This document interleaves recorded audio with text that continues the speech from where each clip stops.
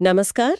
आज हमारे पास है एक कहानी जिसके अंश मिले हैं पुनर्जन्म एक विवाह की कहानी नाम के स्रोत से।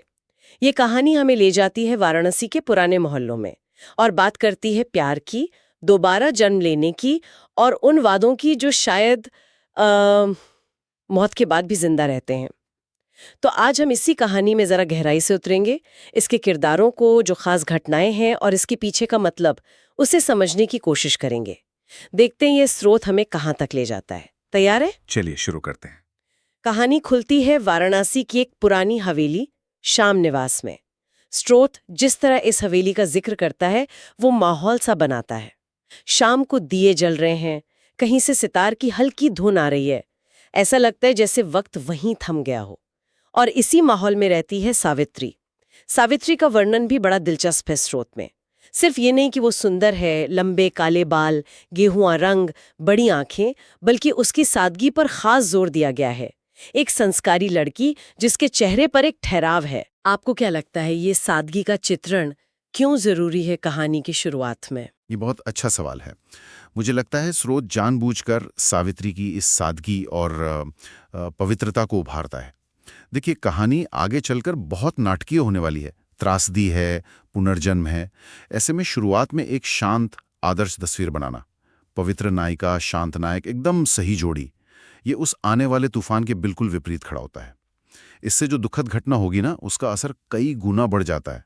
सुनने वाला उस मासूमियत के टूटने का दर्द ज्यादा महसूस करता है। सही कहा, बिल्कुल। और उसका होने वाला पति अरविंद, उसे शांत, बुद्धिमान और नेकदिल बताया गया है। स्रोत कहता है कि उनकी जोड़ी ऐसी थी जैसे मानो ऊपर से बनकर आई हो। सावित्री की सरलता और अरविंद का गहरा प्रेम, यहाँ तक सब कुछ एकदम परफेक्ट लग रहा है। हाँ, एकदम आदर्श। फिर आता है शादी का दिन। स्रोतिया काफी विस्तार में जाता है। ढोल नगाड़े बज रहे हैं, मेहमानों की भीड़ है, सखियां सावित्री को छेड़ रही हैं, उसे सजा रही हैं। एक बहुत खूबसूरत पल का जिक्र है वरमाला के समय का। जब अरविंद सावित्री को देखता है, उसकी आंखों में एक अजीब सी चमक है, गर्व और प्रेम की। और सावित्री, स्रोत कहता है, उसकी नजरें झुकी हैं, गालों पर हल्की सी लाली है। ये छोटी छोटी बातें उस दौर के माहौल और भावनाओं को जिंदा कर देती हैं ना। बिल्कुल। ये सब घटनाएं नहीं बता रहा, ये हमें उस पल में ले जा रहा है। आप महसूस कर सकते हैं वो खुशी, वो उम्मीदें, और यही चीज कहानी के अगले मोड़ को और भी ज्यादा चौंकाने वाला बनाती है।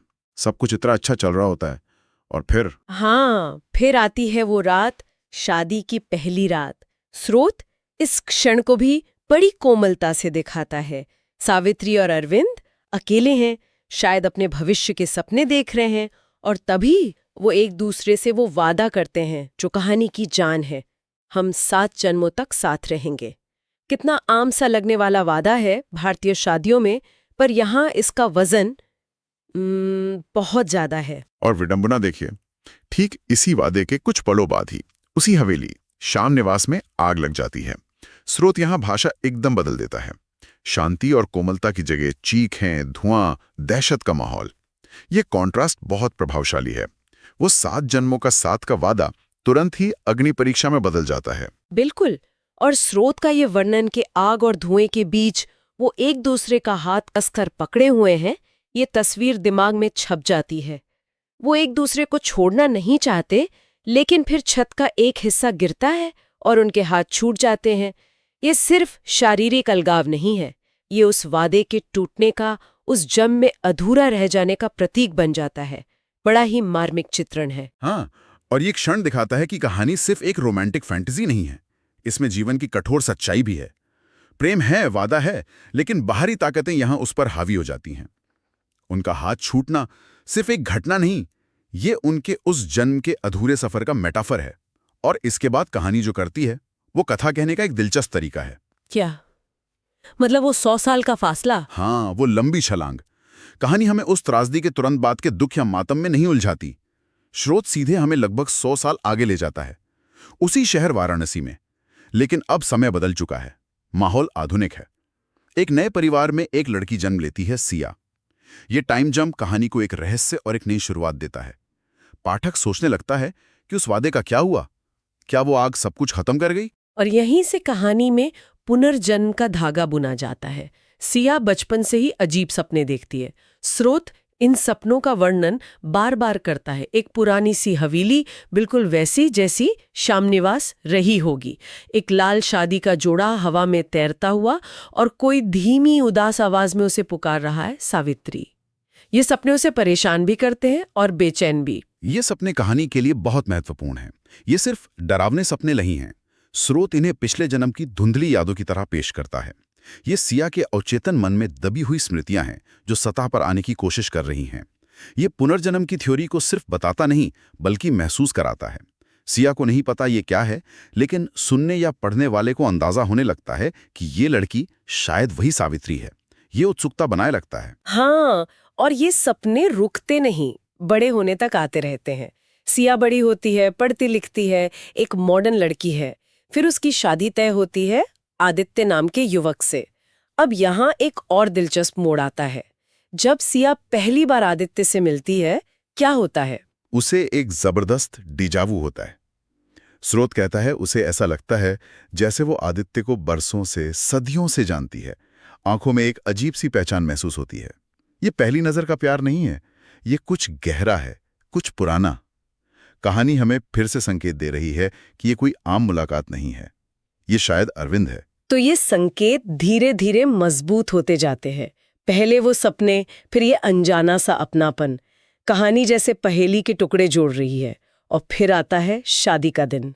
ये कहानी का दूसरा बड़ा शादी का सीन है। 100 साल बाद सिया लाल जोड़ा पहनती है, और स्रोत बताता है कि उसे फिर वही सपने घेर लेते हैं, लेकिन इस बार ज्यादा तीव्रता से।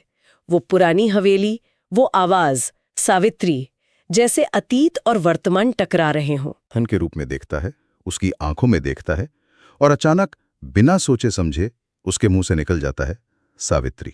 ओह, ये तो रोंगटे खड़े कर देने वाला पल होगा।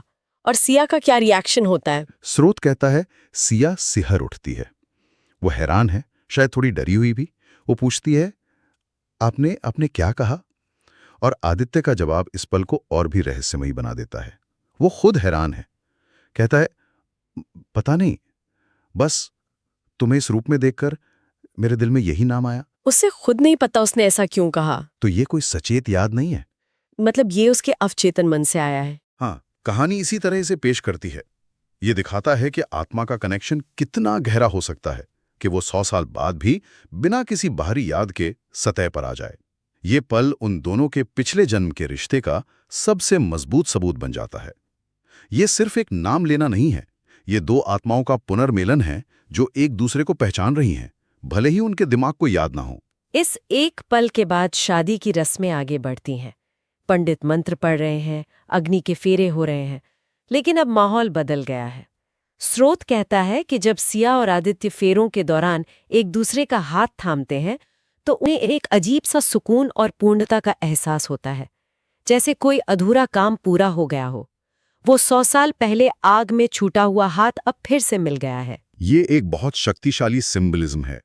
हाथ थामना यहाँ सिर्फ एक रस्म नहीं, बल्कि उस अधूरे वादे के पूरा होने का प्रतीक है।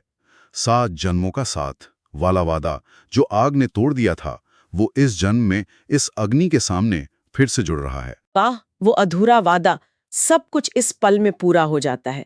कहानी यहाँ एक तरह से सर्कल पूरा करती है। बिल्कुल, कहानी का समापन इसी नोट पर होता है कि सच्चा प्यार और आत्मा का गहरा बंधन समय, मृत्यु और जन्म मरण के चक्र से भी परे हैं। इसे ये नियति या डेस्टिनी के विचार को भी सामने लाता है। शायद उनका मिलना तय था। जो कहानी एक भयानक त्रासदी में खत्म हुई थी, उसे एक खूबसूरत आशावादी अंत मिलता है। स्रोत का संदेश बहुत स्पष्ट है, प्रेम की शक्ति असीम है। तो अगर हम इस पूरी कहानी के सफर को देखें, जो हमें पुनर्जन्म एक विवाह की कहानी के अंशों से पता चला, इसकी मुख्य बातें क्या रहीं? शुरुआत हुई वाराणसी की पुरानी हवेली, श्यामनिवास और सावित्री अरविंद के आदर्श प्रेम से। फिर शादी की रात, आग की त्रासदी और उनका बिछड़ना। लेकिन उससे पहले लिया गया वो 7 जन्मों के साथ का वादा। फिर 100 साल का फासला, सिया का जन्म और उसके वो रहस्यमयी सपने जो उसे अतीत से जोड़ते हैं, आदित्य से मुलाकात और वो अनजाना अपनापन, और आखिरकार शादी के दिन आदित्य का अनजाने में सिया को सावित्री कहकर पुकारना। जिससे उनका पुनर्जन्म का कनेक्शन स्थापित होता है और उनका अधूरा प्रेम पूरा होता है। यही था ना सार? बिल्कुल, आपने बिल्कुल सही सार निकाला है, एकदम सटीक। और अगर हम इसके गहरे संदेश की बात करें तो ये कहानी हमें सोचने पर मजबूर करती है कि क्या हमारे रिश्ते, हमारी भावनाएं, हमारे वादे, क्या वो सिर्फ एक जीवन तक ही सीमित हैं या उनका असर जन्मों तक रहता है। श्रोता एक बहुत ही रोमांटिक और आध्यात्मिक जवाब देता है कि गहरे आत्मिक संबंध समय और मृत्यु को भी लांघ जाते हैं। सावित्री और अरविंद का अधूरा वादा सिर्फ एक कहानी का हिस्सा नहीं रहा, वो एक शक्ति बन गया जिसने उन्हें फिर से मिलाया। नियति ने उन्हें एक और मौका दिया। ये वाकई दिलचस्प है। कहानी ये भी दिखाती है कि कैसे अतीत हमारे वर्तमान को प्रभावित कर सकता है, भले ही हमें उसका होश न हो। सिया के सपने, उसका वो डेजा वू, आदित्य का अचानक नाम ले लेना, ये सब अतीत के धागे हैं जो वर्तमान में उलझे हुए हैं। हाँ, और ये कहानी पुनर्जन्म की अवधारणा को भी बड़े भावनात्मक तरीके से पेश करती है। ये कोई धार्मिक उपदेश नहीं है, बल्कि एक प्रेम कहानी के माध्यम से दिखाया गया है कि आत्मा की यात्रा जारी रहती है और अधूरे काम पूरे होने के लिए रास्ते खोज ही लेते हैं। ये आशा जगाता है। तो ये थी हमारी आज की गहरी खोज, पुनर्जन्म एक विवाह की कहानी के अंशों में। हमने देखा कि कैसे एक दुखद प्रेम कहानी 100 साल बाद एक सुखद मोड़ लेती है और कैसे एक वादा समय के पार जाकर पूरा होता है। और जाते जाते ये कहानी एक सवाल छोड़ जाती है हम सब के लिए। क्या सच में ऐसा होता है? क्या भावनाएं और वादे इतने शक्तिशाली हो सकते हैं कि वो जन्मों का सफर तय कर लें? इस कहानी के अनुसार तो हाँ, इस पर सोचना यकीनन दिलचस्प होगा।